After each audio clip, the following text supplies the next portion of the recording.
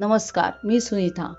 आज मी तुम्हाला passage to मार्सिलिले या मायकल कर्टिस दिग्दर्शित दुसऱ्या महायुद्धावर आधारित प्रभावी युद्धपटाची कथा सांगणार आहे। कर्टिस हे हॉलिवूडच्या सुवर्ण काळातील यशस्वी आणि बहुगुणी दिग्दर्शक होते। त्यांच्या चित्रपटांमध्ये प्रभावी दृश्ये, वेगवान कथा आणि भावनिक खोली दिसते। या चित्रपटात त्यांनी युद्ध, त्याग आणि स्वातंत्र्याची भावना सुंदरपणे मांडली आहे। पॅसेज टू मार्सिलिले म्हणजे मार्सेईकडे प्रवास। मार्सेलिले हे फ्रान्समधील महत्त्वाचे बंदर शहर आहे।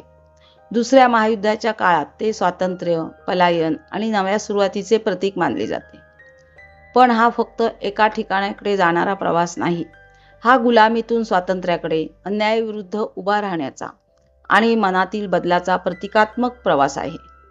कथेची सुरुवात इंग्लंडमधील एका हवाई तळावर होते, जिथे फ्री फ्रेंच हवाई दलाचे सैनिक एका धोकादायक बॉम्बिंग मिशनसाठी सज्ज असतात। याच ठिकाणी कॅप्टन फ्रेसीने एका पत्रकाराला आपल्या सहकाऱ्यांची, फ्रेंच विमानसैनिकांची भूतकाळातील कथा सांगायला सुरुवात करतो। अनेक फ्लॅशबॅक्समधून ही कहाणी उलगडत जाते आणि प्रेक्षकांना त्यांच्या जीवनप्रवासात घेऊन जाते। कथा फ्रान्समध्ये सुरू होते, जिथे काही देशभक्तांना अन्यायकारकपणे शिक्षा देऊन कैदेत टाकले जाते। त्यांच्यात जीन मॅट्रेक हा प्रामाणिक वृत्तपत्र प्रकाशक आहे, जो फॅसिझम विरोधात उभा राहिल्यामुळे शिक्षा भोगतो। हे कैदी प्रत्यक्षात गुन्हेगार नसून देशासाठी लढणारे धैर्यवान लोक असतात। त्यांना एका कठोर तुरुंगात पाठवले जाते, जिथे त्यांच्यावर अमानुष वागणूक केली जाते। मात्र स्वातंत्र्याची आस आणि देशासाठी काहीतरी करण्याची जिद्द त्यांना शांत बसू देत नाही। शेवटी ते धाडसी पळून जाण्याची योजना आखतात आणि अनेक संकटांना सामोरे जात समुद्रमार्गे सुटतात। एका जहाजावरून फ्रान्सपासून दूर जाण्याचा प्रयत्न करताना त्यांना अडचणी, विश्वासघात आणि संघर्षाचा सामना करावा लागतो। काही जण आपले प्राण गमावतात, तर काही जण शेवटी सुरक्षित ठिकाणी पोहोचतात। या सर्व अनुभवांमुळे त्यांच्या आयुष्यात मोठा बदल घडतो। ते केवळ स्वतःसाठी लढणारे राहत नाहीत, तर आपल्या देशाच्या स्वातंत्र्यासाठी लढण्याचा निर्णय घेतात। शेवटी हेच लोक फ्री फ्रेंच हवाई दलात सामील होतात आणि नाझी सैन्याविरुद्ध लढण्यासाठी तयार होतात। कथा पुन्हा वर्तमान काळात येते, जिथे ते मिशनवर निघतात। आता ते केवळ सैनिक नसून स्वातंत्र्यासाठी लढणारे योद्धे बनलेले असतात। आता त्यांचे उद्दिष्ट स्पष्ट असते, नाझी सत्तेविरुद्ध लढणे आणि आपल्या देशाचे स्वातंत्र्य परत मिळवणे। चित्रपटाच्या शेवटी हे सर्वजण हवाई मोहिमांमध्ये भाग घेतात आणि आपल्या जीवाची पर्वा न करता देशासाठी लढतात।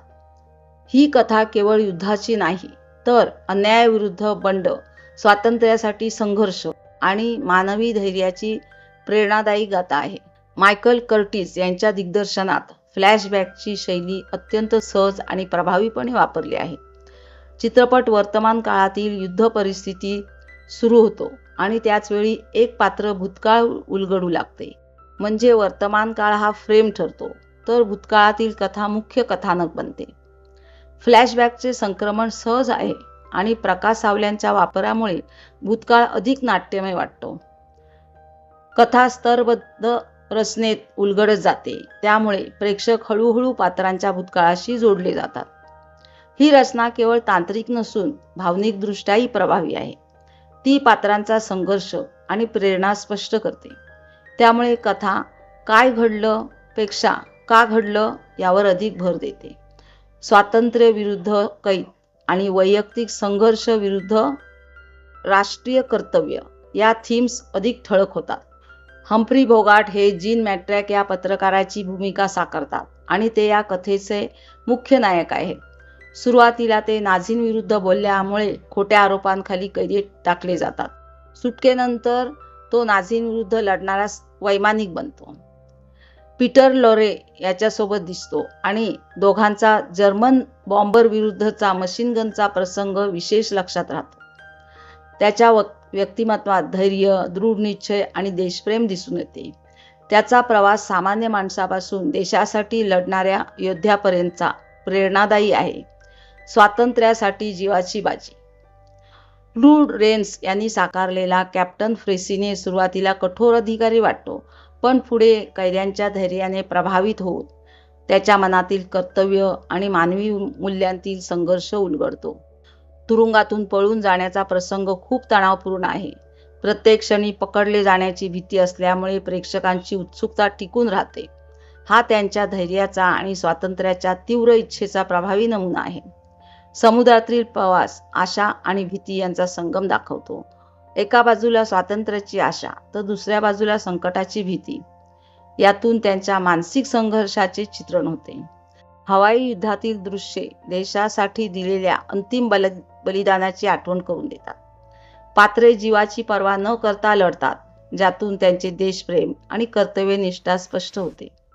वास्तवदर्शी शैली, प्रमुख पात्रांचे अनपेक्षित मृत्यू आणि फ्रेंच नागरिकांचे बलिदान यामुळे पॅसेज टू मार्सेलिले वेगळा ठरतो. हा केवळ युद्धपट नाही, तर स्वातंत्र्याची किंमत, मानवी जिद्द आणि अन्यायाविरुद्ध लढण्याची प्रेरणा देणारी प्रभावी कथा आहे.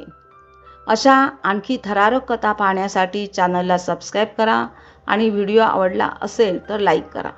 पुन्हा तुमच्या भेटीला येत आहे. नमस्कार.